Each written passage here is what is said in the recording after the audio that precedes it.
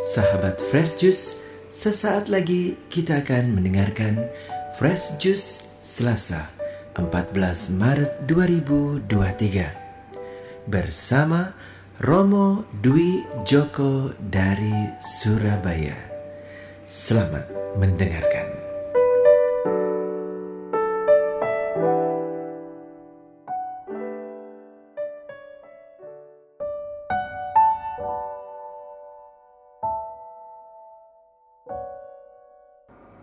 Para sahabat Fresh Juice terkasih, selamat pagi, selamat berjumpa kembali, salam damai dalam kasih Tuhan.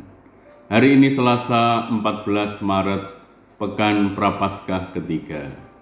Kita akan mendengarkan bacaan dan renungan yang diambil dari Injil Matius, bab 18, ayat 21 sampai dengan 35. Mari para sahabat sejenak kita membuka hati untuk mendengarkan sabda Tuhan.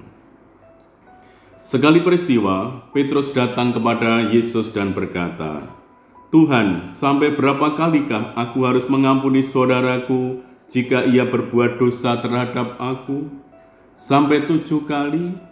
Yesus berkata kepadanya, "Bukan, aku berkata kepadamu, bukan sampai 7 kali, melainkan sampai 70 kali 7 kali. Sebab hal kerajaan surga itu seumpama seorang raja yang hendak mengadakan perhitungan dengan hamba-hambanya. Ketika ia mulai mengadakan perhitungan itu, dihadapkanlah kepadanya seorang yang berutang 10.000 talenta. Tetapi karena orang itu tidak mampu melunasi utangnya, raja itu memerintahkan supaya ia dijual beserta anak istri dan segala miliknya untuk membayar hutangnya. Maka sujudlah hamba itu menyembah dia, katanya, 'Sabarlah dahulu, segala hutangku akan kulunaskan.' Lalu tergeraklah hati raja itu oleh belas kasihan akan hamba itu, sehingga ia membebaskannya dan menghapuskan hutangnya. Tetapi ketika hamba itu keluar, ia bertemu dengan seorang hamba lain yang berutang 100 dinar kepadanya. Ia menangkap dan mencekik kawannya itu, katanya, 'Bayarlah hutangmu.' Maka sujudlah kawannya itu dan memohon kepadanya, 'Sabarlah dahulu, hutangku itu akan kulunaskan.' Tetapi ia menolak dan menyerahkan nyawanya itu ke dalam penjara sampai dilunaskan segala hutangnya itu. Melihat itu, kawan-kawannya yang lain sangat sedih, lalu menyampaikan segala yang terjadi kepada tuan mereka. Maka raja itu menyuruh memanggil hamba pertama tadi dan berkata kepadanya, 'Hai hamba yang jahat, seluruh hutangmu telah kuhapuskan karena engkau memohonnya kepadaku. Bukankah engkau pun harus mengasihi kawanmu seperti aku telah mengasihi engkau?' Maka marahlah tuannya itu dan menyerahkan dia kepada algojo-algojo sampai ia melunaskan seluruh hutangnya. Demikianlah Bapa-Ku yang di surga akan berbuat terhadap kamu apabila kamu masing-masing tidak mengampuni saudaramu dengan segenap hatimu." Demikianlah sabda Tuhan. Terpujilah Kristus. Para sahabat terkasih, Petrus bertanya kepada Yesus, "Sampai berapa kali aku harus mengampuni saudaraku?" Petrus mengangkat masalah yang sangat penting dalam hidup komunitas kaum beriman, yaitu tentang pengampunan dan batas-batasnya. Petrus mau membatasi jumlah pemberian pengampunan. Sampai 7 kalikah? Pertanyaan Petrus demikian. 7 adalah angka sempurna. Para rabi Yahudi yakin bahwa cukuplah jika orang bersalah diampuni 3 kali saja. Mereka bertumpu pada kata-kata yang tercantum dalam kitab Amos. "Karena 3 perbuatan jahat, atau bahkan 4, aku tidak akan menarik kembali keputusanku." Amos bab 1 ayat 3. Kapan manusia hidup sesuai dengan kehendak Tuhan? ketika ia melakukan apa yang dilakukan baginya. Nah, apa yang paling sering diberikan Tuhan kepada manusia? Tuhan selalu mengampuni, mengampuni tanpa batas dan tidak menunda-nunda. Bahkan sebelum manusia mulai melangkah kepadanya sambil memohon belas kasihannya.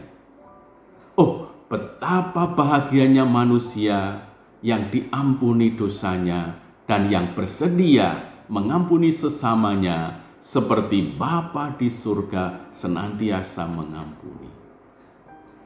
Apa bahagianya? Tentu manusia semacam itu akan bertumbuh sebagai anak-anak Allah dan semua orang adalah saudara. Para sahabat Fresh Juice terkasih, tentu kita semua masih ingat kisah tentang Nelson Mandela. Dia dipenjara selama 27 tahun oleh lawan politiknya. Di dalam penjara, dia sering disiksa, bahkan pernah digantung dengan kepala terbalik dan dikencingi. Mandela tetap semangat dan berkata, "Tunggu saatnya." Dan ketika ia keluar dari penjara, kemudian menjadi presiden Afrika Selatan, hal pertama yang dia lakukan adalah meminta pengawal pribadinya untuk mencari sipir yang pernah menyiksanya. Pengawalnya langsung menangkap dan membawa sipir itu ke hadapannya. Bisa kita bayangkan bahwa sipir itu sangat ketakutan. Dia mengira bahwa Mandela pasti akan membalas dendam, menyiksa dan memenjarakannya. Namun ternyata Nelson Mandela malah merangkul dan berkata, "Hal pertama yang saya ingin lakukan ketika menjadi presiden adalah mengampuni." Mandela tidak mau dikuasai oleh kebencian atau niat untuk balas dendam terhadap lawan-lawan politiknya dulu, ataupun memenjara sipir yang dulu menghina dan menyiksa dirinya. Mandela mengajarkan bagaimana membalas kejahatan dengan kebencian. Oh, bukan dengan kebencian tentu saja, membalas kejahatan dengan kebaikan. Kebencian yang dilakukan oleh lawan politiknya dibalas dengan kasih. Nah, sulitkah mengampuni itu? Ya, memang sulit. Ya, karena mengampuni itu merupakan urusan hati. Itu perkara hati. Ya. Mengampuni memang tidak bisa mengubah apa yang pernah terjadi di masa lampau, namun akan melapangkan jalan kita ke masa depan. Kebencian dan tidak mau mengampuni sebenarnya adalah menutup jalan untuk masa depan kita sendiri. Orang yang mengampuni tentu saja dia tidak menyimpan segala kepahitan itu dalam hati, tidak mau menyimpan kesalahan sesamanya. Ia justru mau mengingat akan besarnya kasih Tuhan yang tercurah pada dirinya, sekaligus juga kepada sesamanya. Nah, para sahabat, memang tidak gampang untuk mengampuni itu. Kita terus harus berusaha dan terutama juga mengandalkan rahmat dari Tuhan sendiri. Ada beberapa kiat untuk membangun niat untuk mengampuni itu. Pertama, pengampunan itu bukan berdasarkan pada perasaan atau emosi, melainkan itu sebuah keputusan. Saya mau mengampuni. Kita mempunyai berbagai macam perasaan atau pikiran, tetapi niat kita yang menentukan pengampunan itu. Keputusan untuk melepaskan luka-luka dan kepahitan-kepahitan masa lalu. Kedua, memberkati mereka yang menganiaya. Kita belajar berjuang untuk memberkati yang menyakiti kita. Berkat itu akan mencairkan hati yang beku. Berkat bisa menyembuhkan hati yang luka. Santo Paulus mengajar, berkatilah siapa saja yang menganiaya kamu. Ketiga, selalu bersyukur. Panggilan menuju kekudusan memerlukan kedewasaan. Maka Paulus mengingatkan, mengucap syukurlah dalam segala hal, termasuk kita ketika kita sedang disakiti.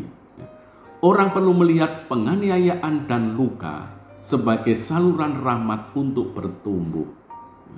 Maka Yesus pernah menyatakan, sesungguhnya jika biji gandum tidak jatuh ke dalam tanah dan mati, ia tetap satu biji saja.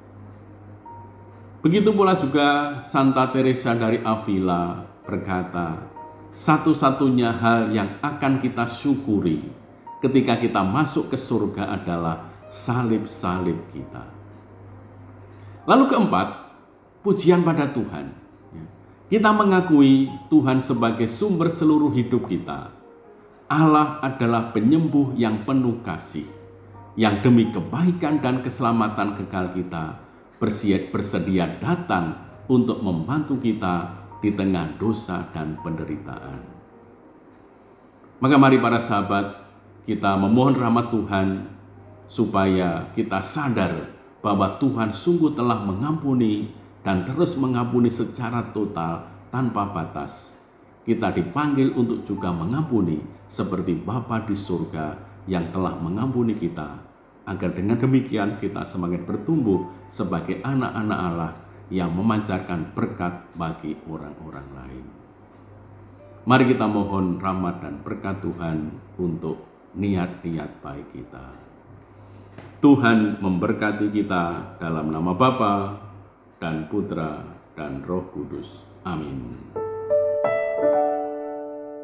Sahabat Fresh Juice, kita baru saja mendengarkan Fresh Juice Selasa 14 Maret 2023. Saya Yofi Setiawan beserta segenap tim Fresh Juice mengucapkan terima kasih kepada Romo Dwi Joko untuk renungannya pada hari ini. Sampai berjumpa kembali dalam Fresh Juice edisi selanjutnya. Tetap semangat, jaga kesehatan, dan salam Fresh Juice.